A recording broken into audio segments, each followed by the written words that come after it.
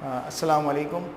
Video lecture series में हमारे पास basis maths का सब्जेक्ट है और हम इसमें चैप्टर 3 को कंटिन्यू इस वक्त कर रहे हैं। चैप्टर 3 में हमारे पास इस वक्त जो सवालात थे, कुछ सवालात हमने क्वेश्चन की जो तरतीब थी हमने उन सवालात की क्लास में भी सॉल्व करी थी और उसी जो सवालात की या क्वेश्चंस की जो तरतीब है, जो सीक्वेंस है, उसमें से बकिया कुछ सवालात को हम इंशाल्लाह अब अपने इन वीडियो लेक्चर्स के ज़रिए सॉल्व करेंगे। मैंने एक सवाल यहाँ पर लिया है प्रॉब्लम 3.75। इनफैक्ट ये अनसॉल्व पेपर का ही एक सवाल है जो कि किताब में दिया हुआ है और इंशाल्लाह हम इसको सॉल्व करने जाएंगे। हमने एन्युइटीज़ के बारे में जो है वो डिस्कस किया था कि एन्युइटीज़ क्या होती हैं। एन्युइटीज़ की फ्यूचर वैल्यू और प्रेजेंट वैल्यू के बारे में हमने डिस्कस किया था कि इसकी फ्यूचर वैल्यू और प्रेजेंट वैल्यू क्या होती है। एक बार हम इस पर्टिकुलर क्वेश्चन को रीड कर लेते हैं कि वो इस सवाल में हमसे क्या कह रहा है, ताकि हमें क्वेश्चन का एक अंदाज़ा हो जाए। फ्यूचर वैल्यू को वो बताए और प्रेजेंट वैल्यू के बारे में कुछ वो जानना चाहे कि सवाल की रिक्वायरमेंट के मुताबिक हमें उसको सॉल्व करना ज़रूरी है। मैं सवाल रीड कर रहा हूँ, उसको एक नज़र देख लीजिए। वो कहता है if ₹1000 is paid at the end of each month for the next 5 years in the account earning 8% interest compounded monthly, what will the accumulated amount after 5 years। वो कहता है कि अगर 1000 रुपये हर महीने के अख्तिताम पर जमा कराए जाएं अगले 5 साल तक, हम 5 साल तक 1000 रुपये जमा करा रहे हैं और उसका रेट उसने दिया है 8% का। अच्छा, इसमें एक बात को समझना बहुत ज़रूरी है कि हमारे पास ईयर जो होता है, एक साल जो होता है, उसे हम एक पीरियड कंसिडर करते हैं। वो जो एक साल होता है उसे हम एक पीरियड कंसिडर करते हैं। अगर वो एक साल 2 हिस्सों में टूट जाए तो वो 2 पीरियड कहलाएंगे। अगर वो एक साल 4 हिस्सों में टूट जाए तो वो 4 पीरियड कहलाएंगे और अगर वो एक साल 12 हिस्सों में टूट जाए तो 12 पीरियड्स कहलाएंगे। उस लिहाज से सवाल के अंदर हमें वो कहता है कि मंथली कैलकुलेशन है, यानी मंथली पेमेंट हो रही है 1000 रुपये की। स्टूडेंट्स, यहाँ पर इस बात को, इस नुक्ते को समझिए कि जब वो हमसे ये बात बोलता है कि एनुअली, अगर वो बोलता है सेमी एनुअली,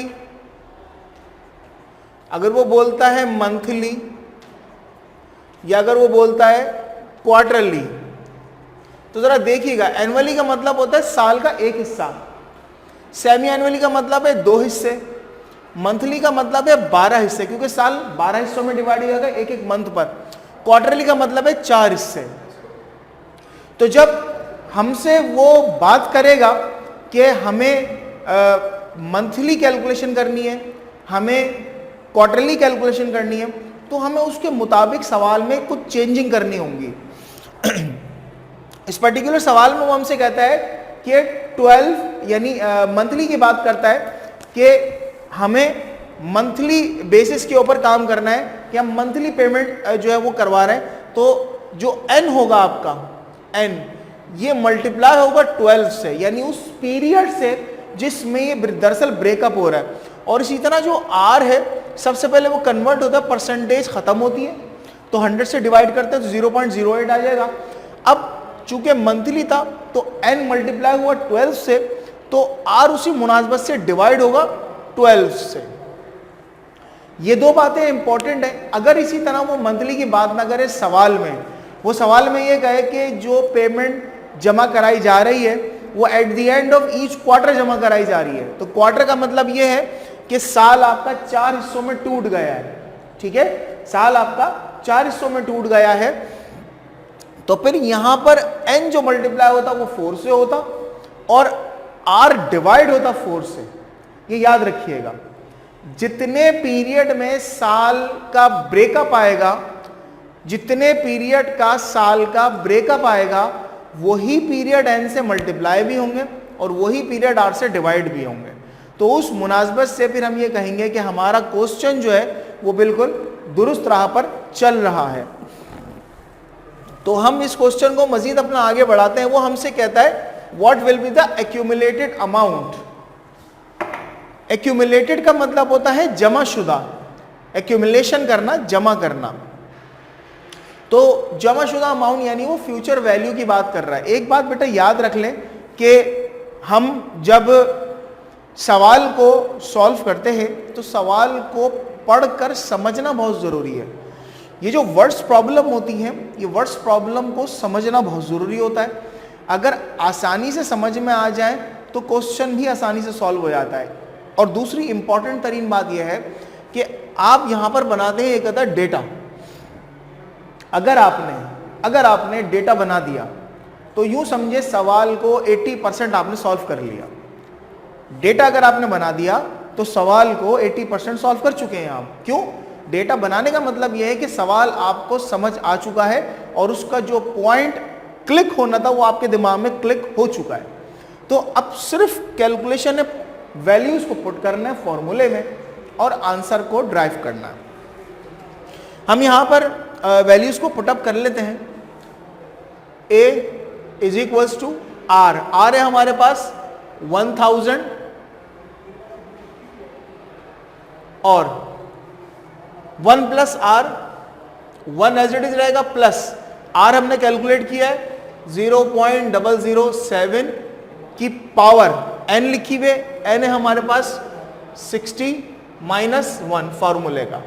डिवाइडेड में क्या है? r है, तो r है हमारे पास 0.007।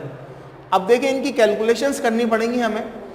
ये वही मैथमेटिक्स का रूल है हमारे पास कि हम पहले ब्रैकेट जो होती है उसे सॉल्व करते हैं, देन उसके बाद उसके ब्रैकेट के बाहर की वैल्यूज को मल्टीप्लाई वगैरह जो भी होगा वो किया जाएगा। तो 1000 एज इट इज रहेगा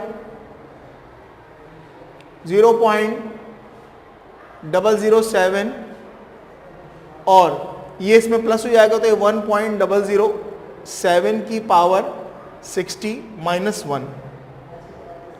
1000 एज इट इज 0.007 और 1.007 की पावर 60 को अगर आप कैलकुलेट करेंगे तो हमारे पास दरअसल जो एक वैल्यू बनेगी उसे हम बोलते हैं फैक्टर वैल्यू। उसे हम बोलते हैं दरअसल फैक्टर वैल्यू, जो कि हम यहाँ पर साइंटिफिक कैलकुलेटर के अंदर ये एक ऑप्शन होता है कि पावर का, कि आप 1.007 इसमें लिखें और उसकी पावर में 60 डाल दें तो आपके पास ये कुछ वैल्यू इस तरह से निकल कर आ जाएगी 1.519736 और ये -1 एज इट इज़ मौजूद है यहाँ। ठीक है, इसी तरह 1000 और 0.007 एज इट इज, इसमें से 1 चले आएगा तो 0.519736 आ जाएगा। अब इन दोनों वैल्यूज़ को मैं कैलकुलेटर की मदद से कैलकुलेट कर लेता हूँ।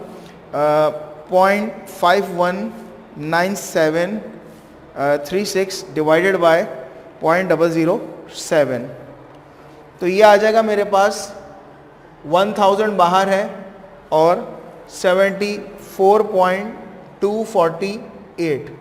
इस 74.248 को मल्टीप्लाई कर दूंगा मैं 1000 से तो मेरे पास आ जाएगा 74.248। ये हमारे पास दरअसल वो फ्यूचर वैल्यू बेटा कैलकुलेट हुई है कि जिसको हमने यहाँ पर रिक्वायरमेंट थी हमारे सवाल की। अब देखिए इस सवाल के अंदर मुश्किल कुछ भी नहीं है, इस सवाल में मुश्किल कुछ भी नहीं है। मुश्किल या जो कॉन्सेप्चुअल है, जो समझने वाली बात है वो ये है कि हम इस पर्टिकुलर डेटा को यहाँ पर प्रिपेयर कर लें और उस डेटा को प्रिपेयर कर लेने के बाद जो भी वैल्यूज़ हैं उनको फार्मूले के मुताबिक पुटअप कर दें और फिर उसका आंसर निकालना है। इस एक्सरसाइज के अंदर जो चैप्टर 3 है हमारा, कोशिश करेंगे कि एक आध सवाल मजीद आपको प्रेजेंट वैल्यू के हवाले से भी करवा दिया जाए ताकि जो आपके प्रैक्टिस का सेशन है वो आगे कंटिन्यू रहे। इंशाल्लाह फिर अगली वीडियो में आपसे मुलाकात होगी। अस्सलाम वालेकुम।